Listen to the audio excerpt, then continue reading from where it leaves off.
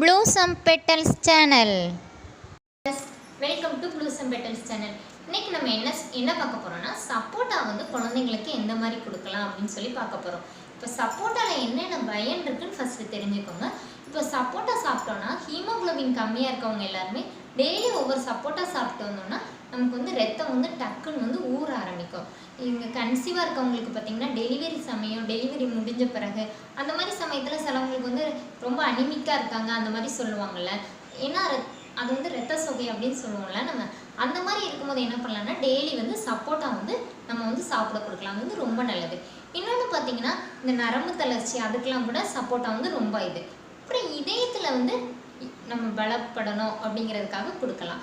ரத்தத்தை சுத்திகரிக்கிறதுலையும் வந்து சப்போட்டா வந்து மெயினாக வந்து யூஸ் ஆகுது. இந்த மாதிரி இருக்கிறத நம்ம குழந்தைங்கள்லேருந்தே கொடுத்து பழக்கிட்டோம்னா அவங்களுக்கு வந்து எந்த நோயுமே வராது.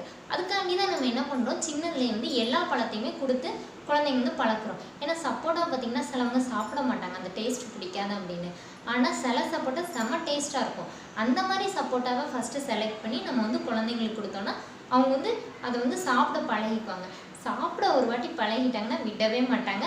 அது மட்டும் உண்மை. அது மாதிரி நம்ம குழந்தைங்களுக்கு என்ன செய்யணும்னா கொடுக்க வந்து பழக்கணும். எப்படி வந்து குழந்தைங்களுக்கு சப்போட்டா கொடுக்கலாம் அப்படிங்கிறத நம்ம வந்து இன்னைக்கு பார்க்கலாம். வாங்க பார்க்கலாம்.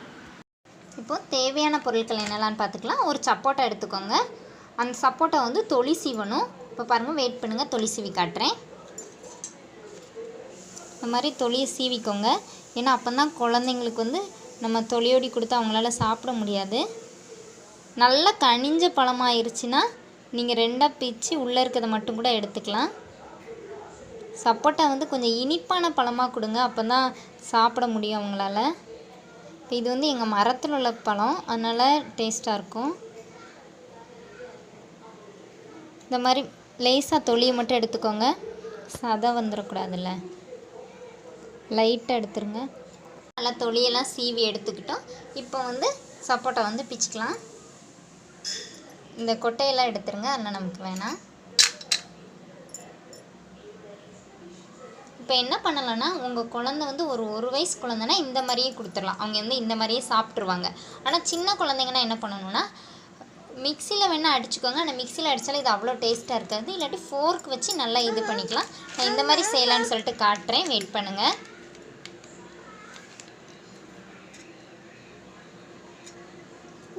இந்த மாதிரி குட்டி குட்டியாக பிச்சுக்கோங்க.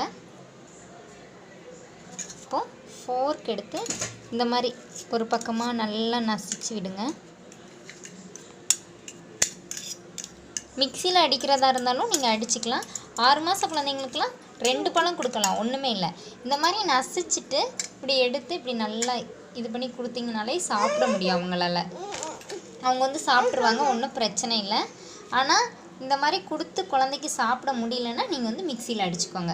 அடித்து கொடுத்தா தான் அவங்களால சாப்பிட முடியும். அதனால் நீங்கள் வந்து இந்த மாதிரி கூட ட்ரை பண்ணுங்கள். இல்லாட்டி என்ன பண்ணலான்னா மிக்சியில் போட்டு ஒரு அடி அடிச்சுக்கோங்க. இது கூட இனிப்பு எதுவுமே சேர்க்க வேண்டாம். ஏன்னா சப்போட்டா ஏற்கனவே இனிப்பாக தான் இருக்கும். உங்கள் குழந்தை ஒரு 6 மாத குழந்தைன்னா ஒரு 2 பழம் சேர்த்துக்கோங்க. அதை விட பெரிய பிள்ளைங்கன்னா 3 பழம் கூட எடுத்து சாப்பிட்டுக்கலாம்.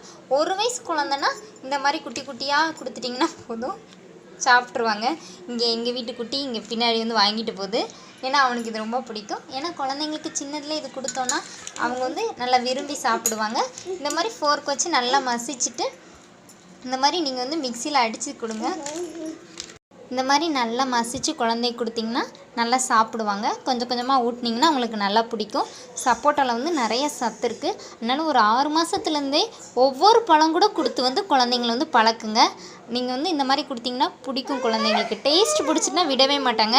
என் பையனுக்குலாம் சப்போட்டானா ரொம்ப பிடிக்கும். இப்போ எல்லாத்தையும் தூக்கிட்டு போயிடுவான். ஓகே வியூவர்ஸ், இன்னொரு அழகான டிப்ஸோடு உங்களை வந்து இன்னொரு இதில் மீட் பண்ணுறேன். தேங்க்யூ.